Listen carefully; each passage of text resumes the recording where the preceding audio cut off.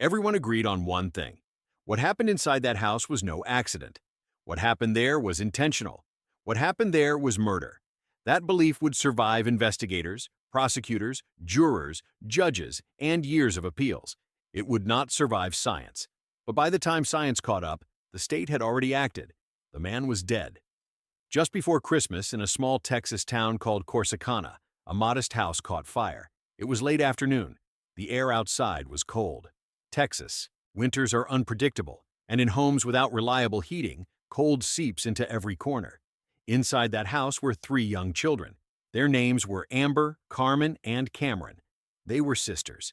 They were sleeping, resting, living ordinary lives inside a home that, minutes later, would become a crime scene. Their father was there when the fire started. Their mother was not home at the time. When neighbors noticed flames coming from the rear of the house, they called emergency services. Firefighters arrived quickly and began attacking the fire, but it moved faster than expected. The smoke spread through the structure. Heat built rapidly, feeding on furniture, walls, and air trapped inside the rooms. By the time the fire was under control, the children were dead. They had not been able to escape. The smoke overwhelmed them. The heat became unsurvivable. Their father survived. His hair was burned, his skin blistered. When firefighters pulled him away from the house, he tried to break free. He screamed. He fought them. He tried to run back inside. Firefighters restrained him. They had to physically hold him down. Eventually, they placed him in handcuffs to stop him from rushing back into the flames. He begged. He screamed. He tried to go back. The fire was too intense. No one could re-enter the structure. When the flames were extinguished, 3 children were dead. After the fire was declared under control and the scene cooled, investigators arrived to examine what remained. They moved through the ruins of the house. They studied the walls, the floors, the beams. They examined the debris left behind by heat and smoke. They looked at charring patterns. They looked at burn depth. They looked at the way the fire had traveled through the structure. They did not begin by asking whether the fire could have been accidental. They began by deciding it was not.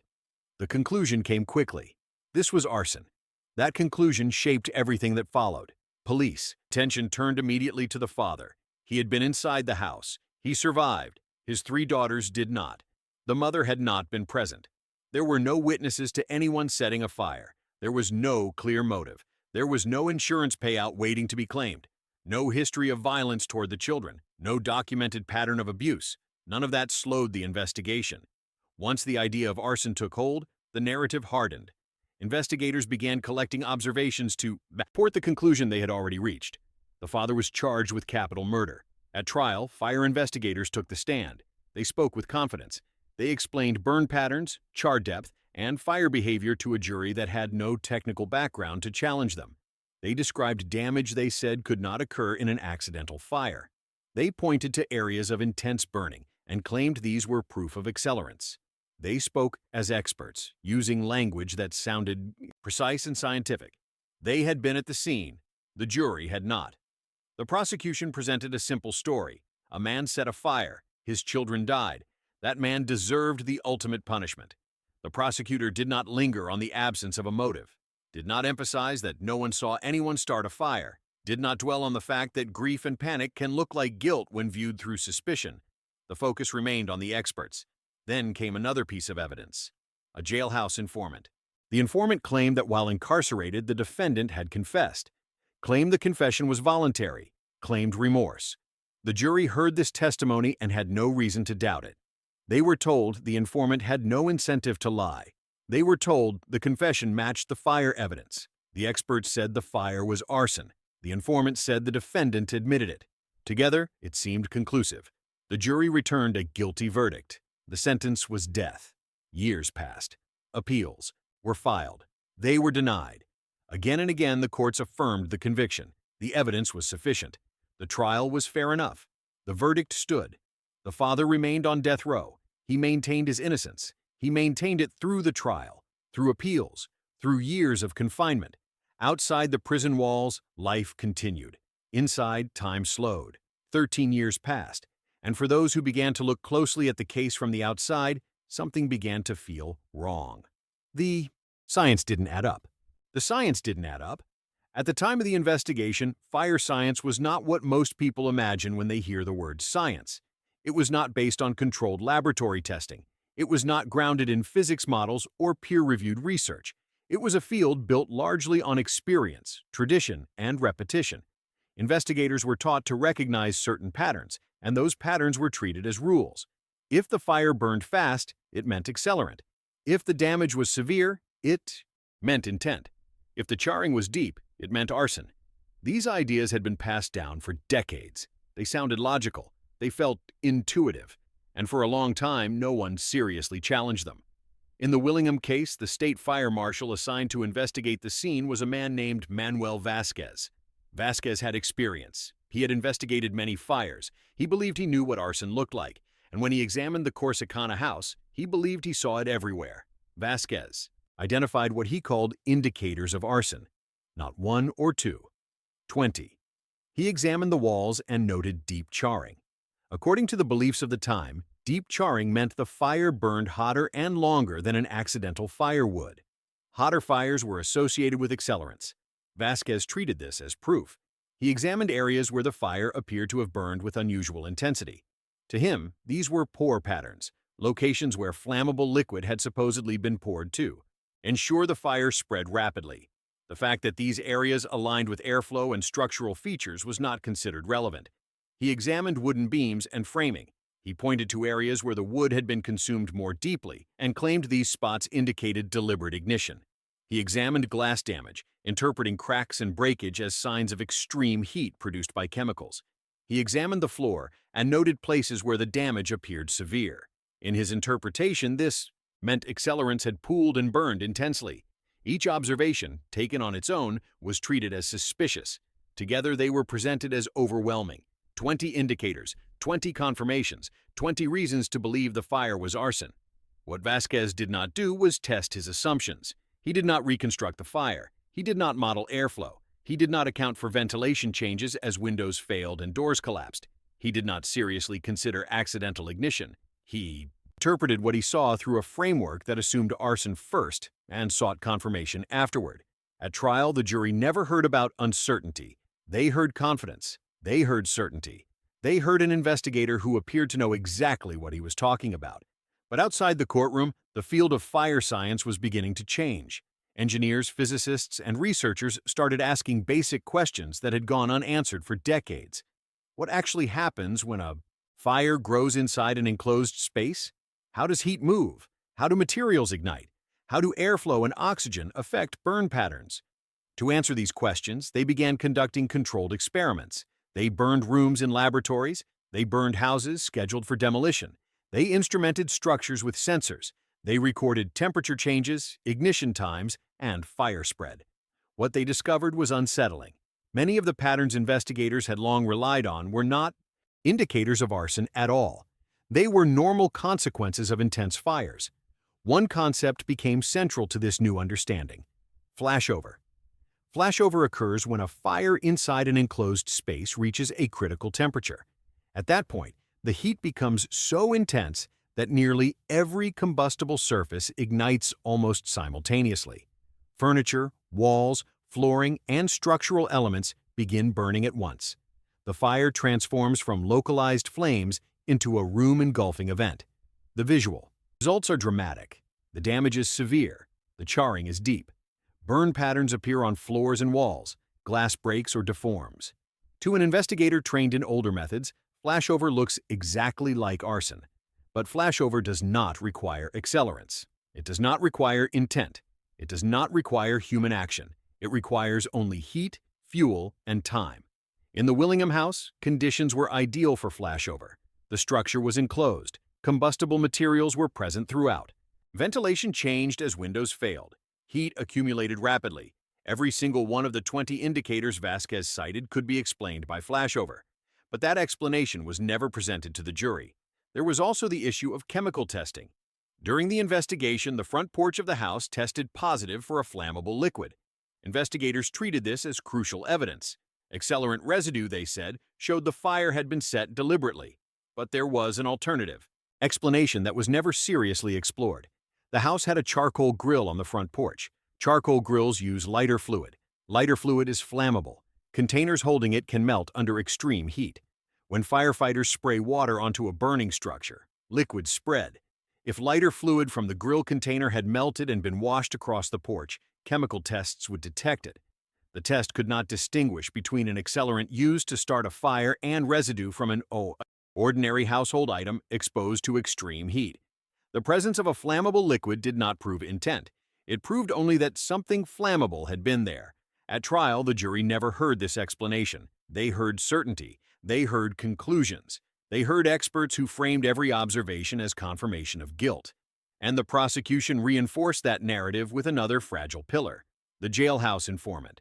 The informant claimed the defendant confessed while incarcerated. He claimed the confession was detailed. He claimed remorse. Jailhouse informants occupy a unique and dangerous place in the justice system. They often stand to gain from cooperation, reduced sentences, favorable treatment, transfers, privileges. Their testimony is notoriously unreliable, but juries tend to believe confessions, especially when those confessions appear to align with expert testimony. In the Willingham trial, the informant's words seemed to match the fire marshal's conclusions. Fire plus confession equals certainty. The defense had no way to challenge the underlying science. They could cross-examine the investigator, but without independent experts, without modern fire science, without data, the challenge went nowhere. The jury had no reason to doubt what they were being told. They convicted. Years later, as appeals moved slowly through the courts, fire science continued to advance. And then another case changed everything. A man named Ernest Ray Willis had been convicted of setting a fire that killed 2 women. Like Willingham, he had been sentenced to death.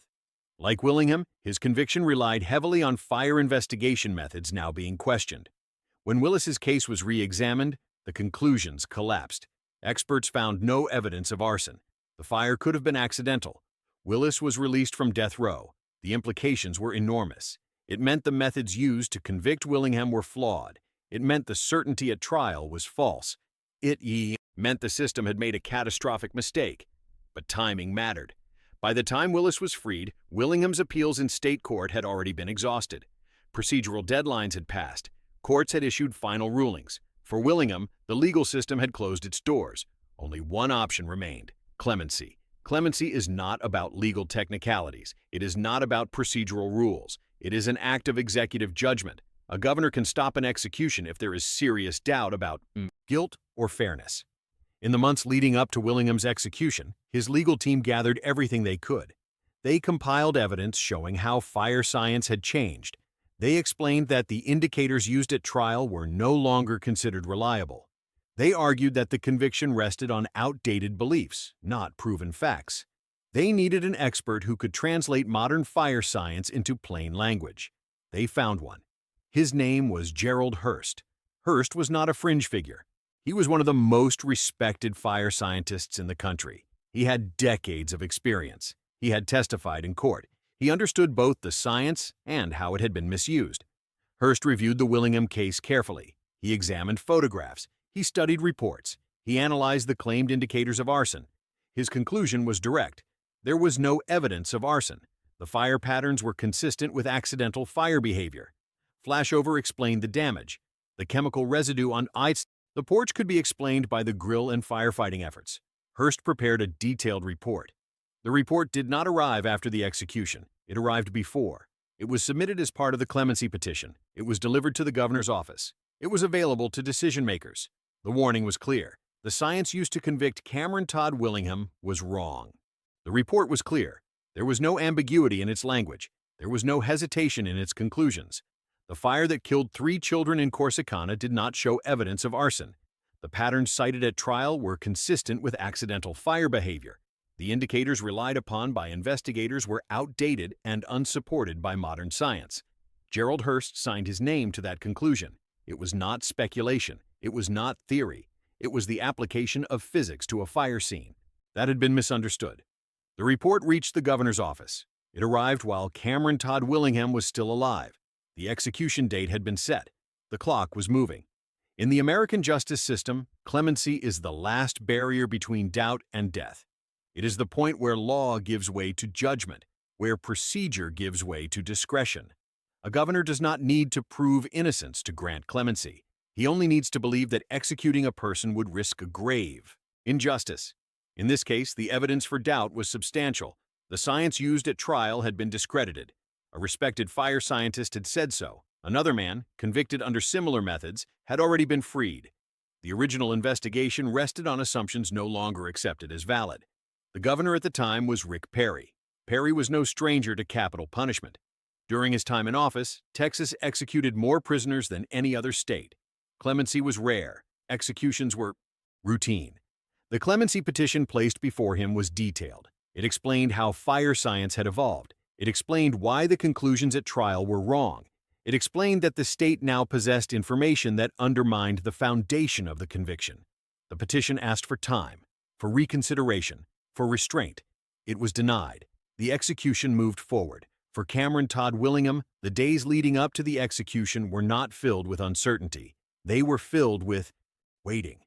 Death row is a place defined by time. Every routine is measured against it. Every sound echoes differently when the end is known. Willingham had spent more than a decade in that space.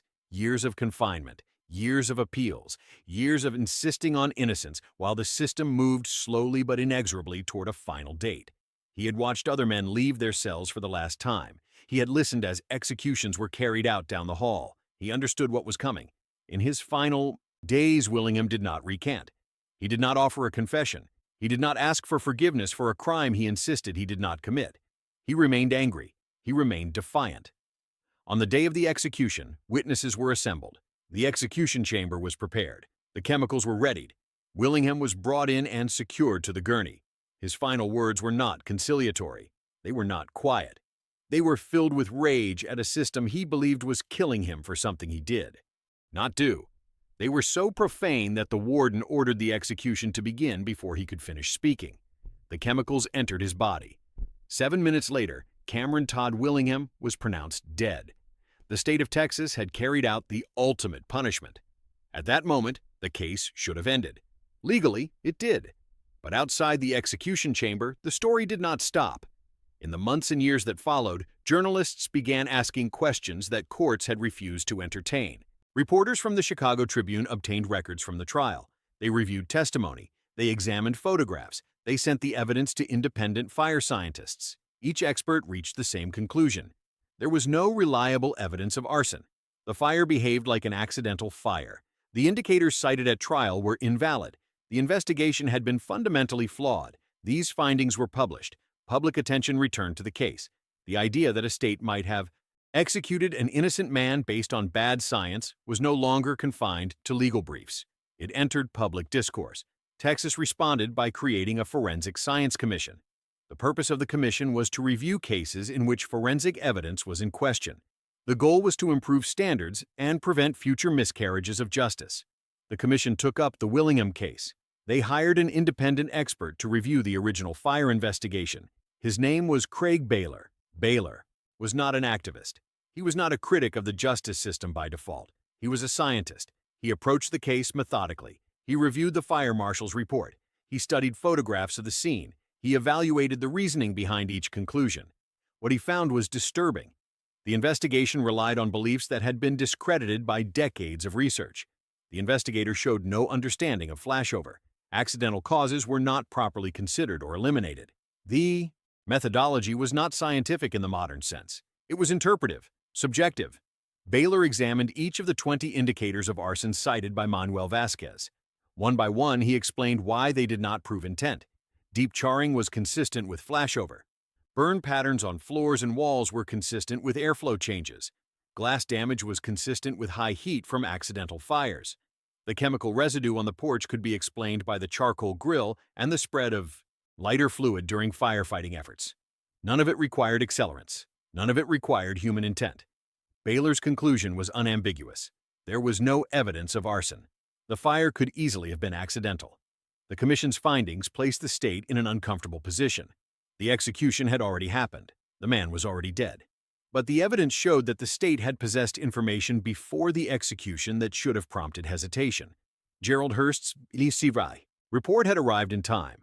The warning was clear. The science had changed. The decision to proceed was not made in ignorance. It was made despite doubt.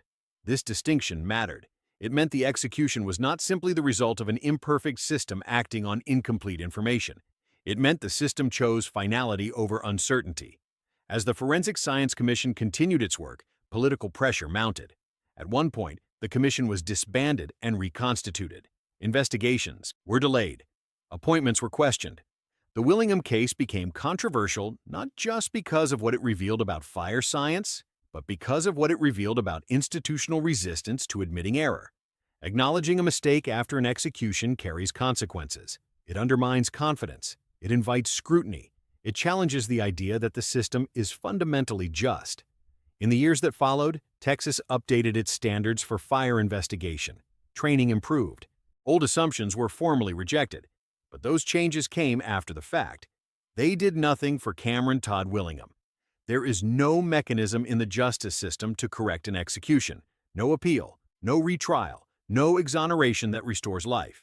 A man can be declared innocent after death, but innocence declared posthumously does not undo the act.